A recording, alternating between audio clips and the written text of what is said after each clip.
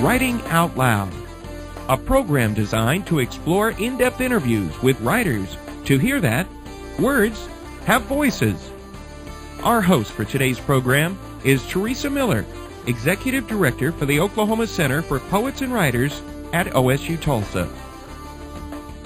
Hello everyone, I'm Teresa Miller and welcome to Writing Out Loud. My very special guest today is Pulitzer Prize winning author Doris Kearns Goodwin. Welcome to Oklahoma. Thank you, I'm glad to be here. You know, I love saying those phrases, Pulitzer Prize winning author. It sounds nice to hear them too, I've got to say. That's got to be overwhelming for you. Where were you when you first learned you'd won the Pulitzer Prize for No Ordinary Time? I was actually in San Francisco. I was delivering a lecture and I came out to call my husband just to say hello, and he's on the other end of the phone yelling and screaming. He was so excited. So it is something. And then immediately one of my friends called me up and said, "You know what this means?" And I said, "What?" And he said, "It means that you now know the first line of your obituary." Well, that's one way of putting it, but what a nice line. Absolutely. If you needed to choose one. You're a noted historian. And I couldn't help but notice as I was reading back through your work, I've always been a fan of yours, that your history is biographical history, that people take precedence over events. For example, Lyndon Johnson and An American Dream. It's the American dream that comes after Johnson. Why people rather than events? Well, I think it all began because my first exposure to the presidency, I've loved history since I was a little kid, since my father taught me how to keep score at baseball games, and I would then recount for him the history of that game that he had missed every single night. But my interest in the presidency was rooted in knowing Lyndon Johnson. I was actually, and this is embarrassing to admit now, a 24-year-old White House intern working for Lyndon Johnson. But eventually he asked me to work for him in the White House. I accompanied him to his ranch when I was a young girl to help him on his memoir. So I got to know him, especially in that last part of his life when there was a loneliness and a vulnerability and a sadness as he thought about what he had hoped he could have accomplished and what the war might have cut in two. And because of that experience of getting to know the inner life of one president, it made me want to know the inner life of the other ones. And that did lead me, as you suggest, to a biographical approach. Well, it's a fascinating book, but I can't help but wonder why you chose Johnson. As you noted, he'd written his own autobiography. What was it for you that you wanted to uncover in his life? Was there a question mark still for you that you were trying to discover more about this man? I think in part it was that he was the most colorful, interesting storyteller I had ever met. He would tell these fabulous, vivid anecdotes. There was a problem I discovered when I did my research, which is that many of them weren't true, but they were great anyway. But the thing was that he was so full of energy, life, ambition, towering ambition, and had accomplished a great deal. 3 great civil rights acts, Medicare, aid to education, but that war had so much cut his presidency in two, in many ways broken his whole sense of self. So I wanted to understand what were the strengths and the weaknesses, sometimes they're the same qualities, that produced this extraordinary character. What would you say the strengths were? I think his greatest strength actually was that he had a passion for politics and for producing something for ordinary people. He had a deep desire to leave life better for people who were living during his time. And he never stopped. He would call the Congress. He was brilliant at dealing with legislature. He would call the congressmen in at 6 a.m. They'd have breakfast, they'd have lunch, they'd have dinner. He would give them whatever they needed to make it possible for them to go along with him, and he never stopped. They sometimes said he was like a camel who didn't need to eat or drink until finally the end of the day he could collapse and take care of it. And he was willing to spend his popularity, interestingly, to accomplish things. Civil rights certainly wasn't a popular measure at the beginning, and he was a Southerner, so it was taking an enormous risk, but he knew the timing was right. And he put himself on the line for that great Civil Rights Act of 64, the Voting Rights Act of 65, open housing of 68. So I think passion and desire, ambition, hard work, discipline were the core of his strengths. You knew him, as you say, very well. You'd visited him at the ranch. But when you start in as a biographer, do you learn things that surprise you even? Oh, absolutely. I mean, mostly that book, unlike the others, was less a history and more a character study of him, because I had spent hours listening to him. I mean, he would come and wake me up early in the morning because he wanted to talk to somebody. And his house that he was born in was only a mile from the ranch where he lived at the end of his life. So we would walk down to that house, and the physical sense of being there would evoke memories in him of his mother, of his father, of his early days. So I had tons of notes, but I had to make sense of them, and I had to figure out a pattern and understand him. So luckily there was a great psychologist at Harvard named Eric Erickson, who had a seminar for people who were not psychologists. I was a political scientist, not a psychologist, and he taught us how to think through character, temperament, not deep psychoanalysis, not Freudian, but it was a great experience to just sort of think about him, and that was different from the other books, which were more historical. Well, if you could point to one thing that surprised you most as you got to know him intimately, and I can't help but think as a biographer you get to know your subjects very intimately, what surprised you most about Johnson? I think the thing that surprised me, he appeared so commanding. He was a very forceful, sometimes frightening person. I mean, when he came to talk to you, he would stand so close to you, he violated the normal human space between people. He would stand right up against you. But underneath there was a great need for approval and affection and insecurity and a vulnerability. Maybe that's often true, but when you encounter it, as I did, it did show another whole side of him that we didn't see when we saw him in front of the public itself. When you're writing about someone like Johnson that you obviously admire, are there hard calls for you as a writer if you find things that perhaps aren't as flattering or might hurt some of the family members? Do you have to make decisions about whether to include that information or not? There's two layers to what you're asking, and that's a very good question. One is that he knew from the start that I'd been involved as a young girl in the anti-war movement. So he knew we were opposed politically in a certain sense. In fact, I'd written an article against him right before I met him as a White House intern with the title, How to Remove Lyndon Johnson from Office. So it meant that our relationship always had a certain kind of edge to it. And that helped because he knew if I eventually wrote about him someday that there would be a criticism of the war in Vietnam. So that part was easier than if I had just been a complete supporter of his and then suddenly decided I was against certain parts of his policy. The hardest thing was that he was so available in those last years, needing to talk so much, that sometimes he would tell me things even about his mother, whom he adored, but which were terribly disappointing to him. And if he'd still been alive, I think I would have had a hard time because I wasn't sure he meant to tell me some of these things. As it turned out, it takes me so long to write everything. He was long since dead by the time my book came out, and then I felt more freedom to be able to write about that. The book is subtitled An American Dream. How does the subtitle relate to Lyndon Johnson? I think what that meant is he grew up in relatively poor circumstances in an area of the country where there were a lot of struggling people. And he nevertheless harbored that ambition that if he worked his way up the ladder, he could get to the top, which is in some ways that American dream. And it wasn't easy for him, but he did it. I mean, even when he went to the Congress the first time as an aide during the New Deal, he was living in a boarding house with a lot of other congressional aides. He would brush his teeth 7 or 8 different times in the morning so he could meet everybody 7 or 8 different times. The different aides would come through and he'd still be there brushing his teeth, but then he became the head of the aides. You know, they got to know him and like him. So just watching him use opportunities as they came to become, in the end, the President of the United States is some sort of illustration of that American dream. And then trying to use the power of the presidency to help other people realize those same dreams. How many years did you spend researching and writing that book? Well, I met him in 1967, worked for him in 1967 and 68, helped him on his memoirs from 69 until his death, actually, in 73.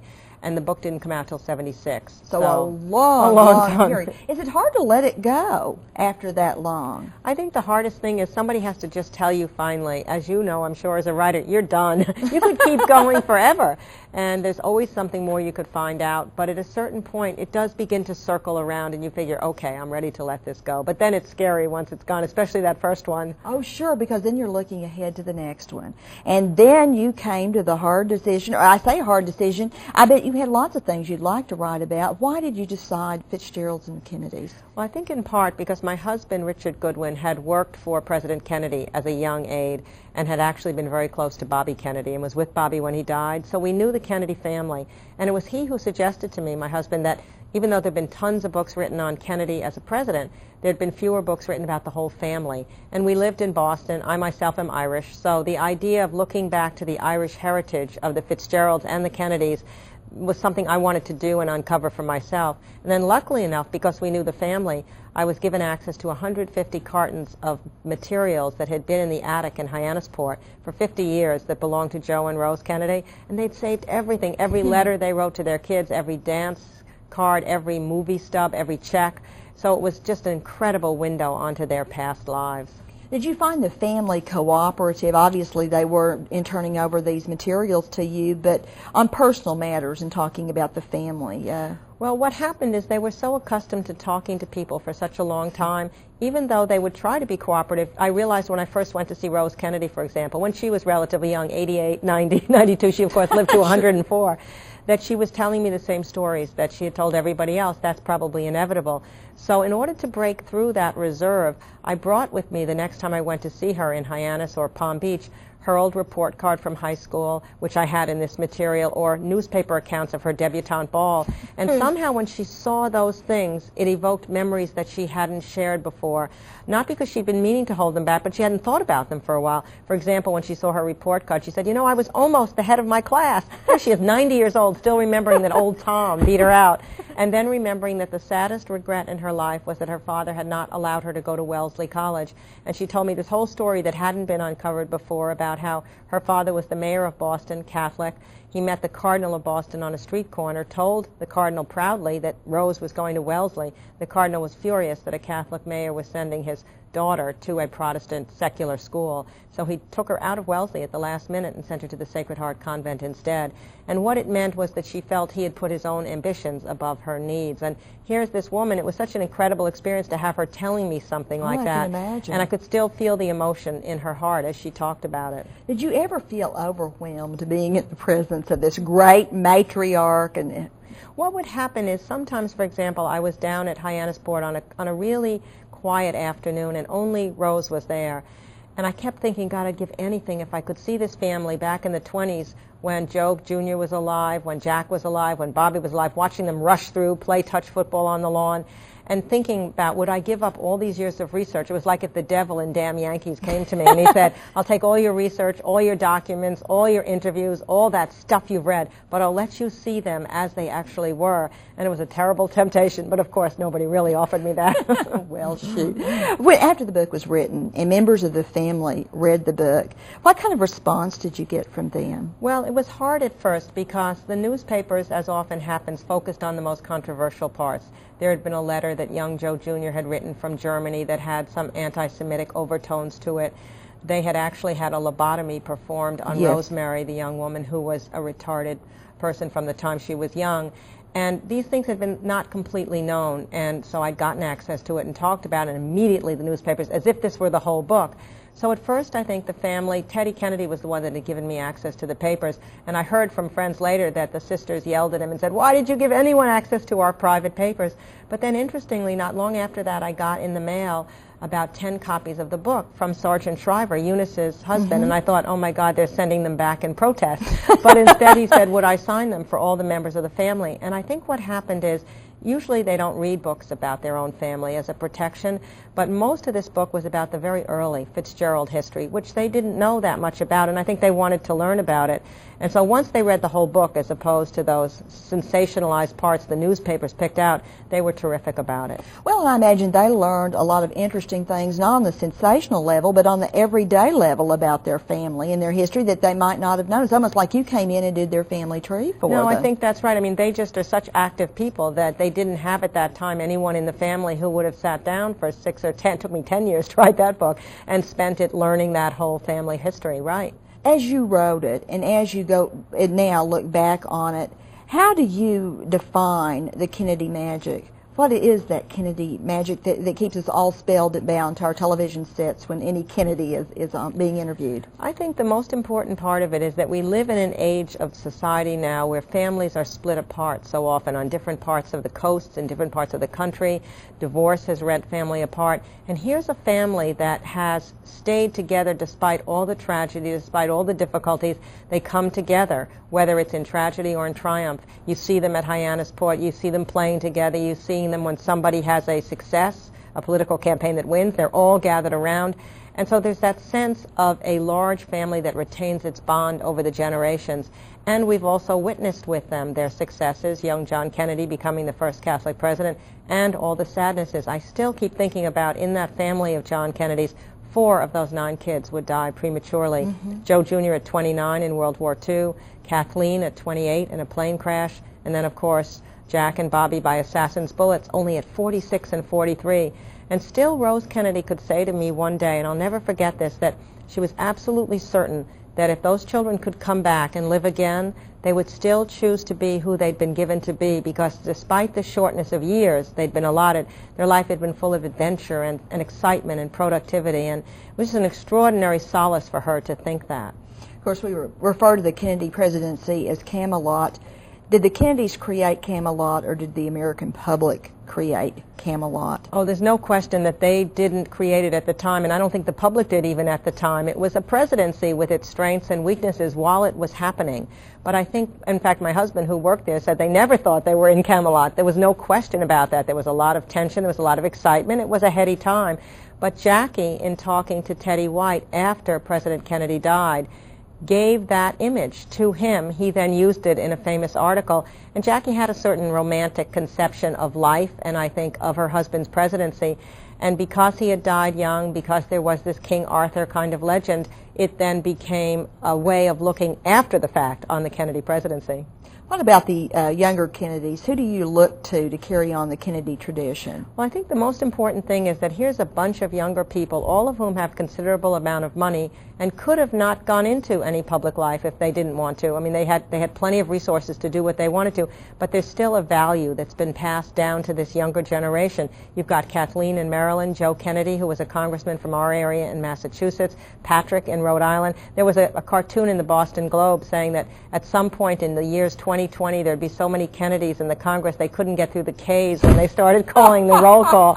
So I think some of them will go forward. Whether any of them have that ability to become, a top figure as president, there's going to be a bunch of them that have some possibilities. But they do have that sense of continuity of going on, and we don't find that as much in the Roosevelt family, and that leads us to your other book, the one that won the Pulitzer Prize, and one of my very favorite books of all time, No Ordinary Time, the war years with Eleanor and Franklin Roosevelt, primarily Eleanor that we're focusing on there.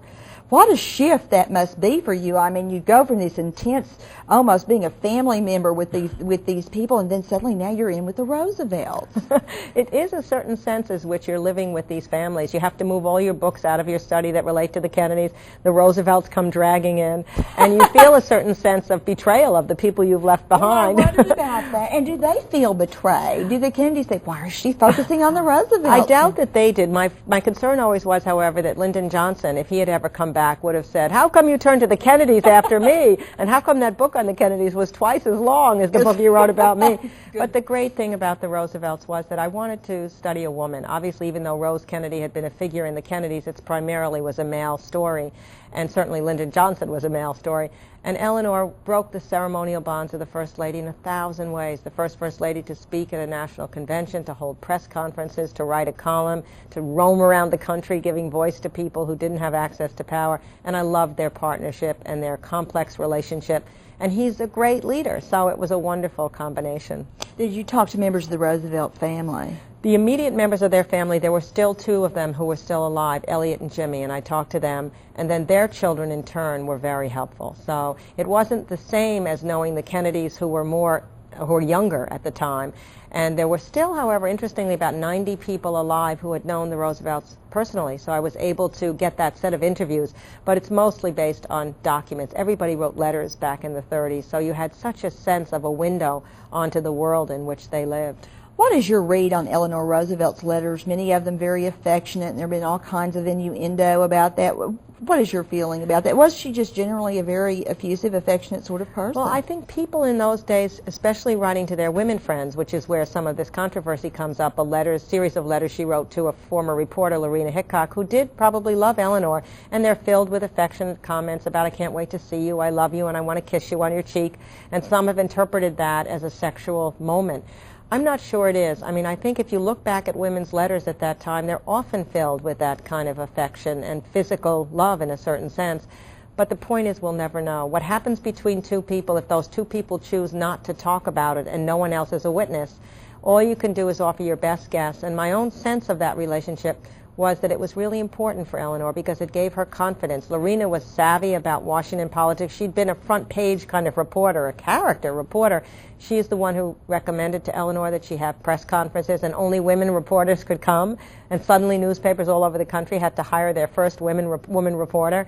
So it gave Eleanor confidence. She felt loved by this woman, and that's what matters. Whatever happened beyond that, we'll just not know. Do you think as a society we're too preoccupied with the personal lives of our political figures? Absolutely. I mean, I look at the Roosevelt White House, and if we looked at it from today's media world, we'd be gossiping about it all the time. You had Churchill, who spent weeks and months living in the White House with the Roosevelts, drinking probably from the morning he awoke until the morning he went to the night he went to bed at night, and yet saving England in the process. You had this woman, Lorena, Eleanor's good friend, living there. You had his secretary, Missy LeHand, who loved Roosevelt, living right with the family. You had a princess from Norway visiting on the weekends.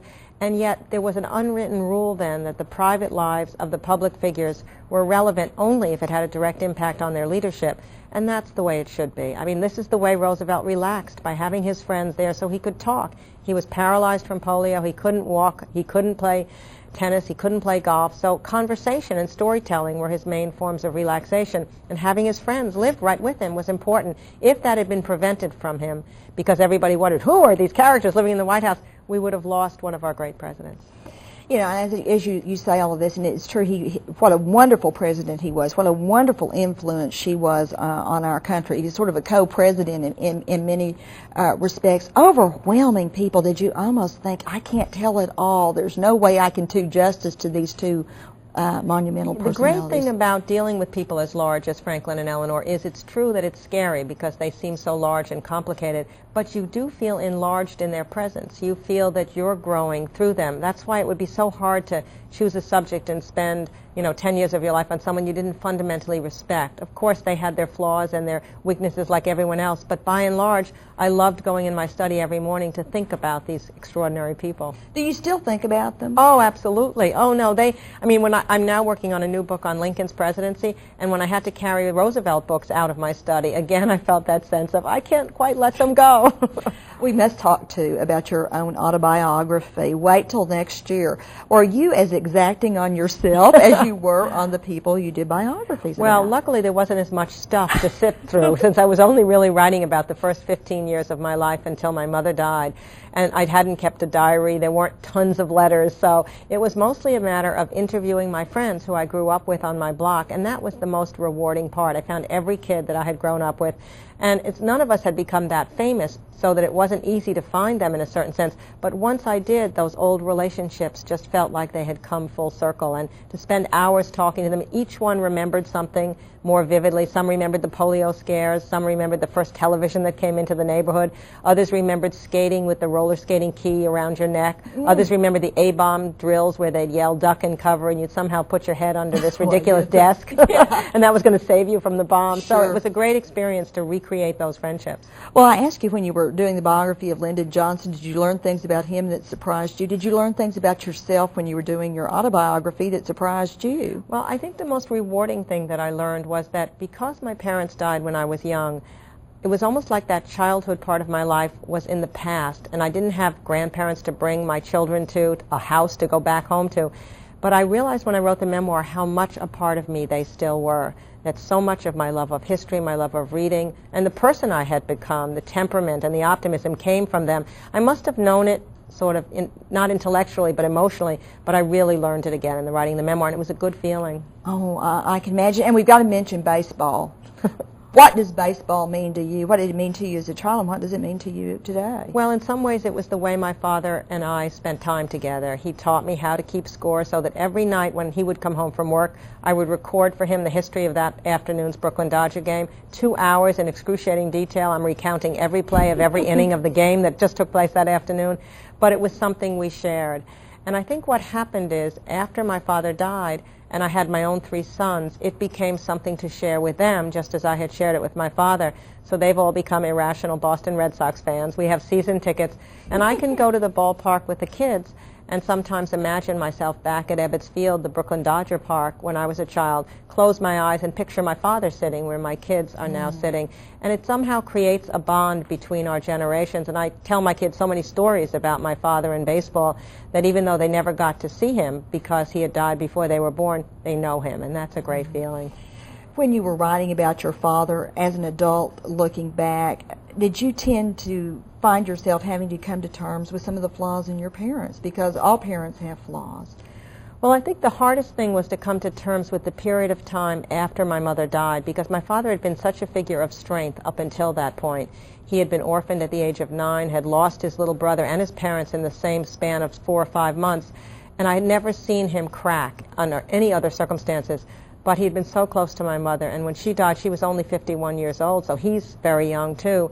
He couldn't deal for a while. There were a couple months period there where we just couldn't reach him, and he insisted on moving from the house that we had been living in all my life.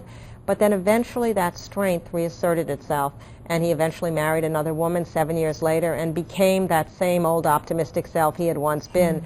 But to watch that and then to recreate it again in the memoir made me relive that saddest time of our lives.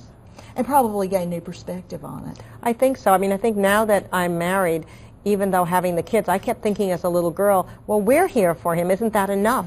You know, and you think you have primacy. But now, as I'm so close to my husband, I realize it's obviously a wholly different relationship than my kids. If something happened to him, while I will love them forever, they can't provide what he provides for me.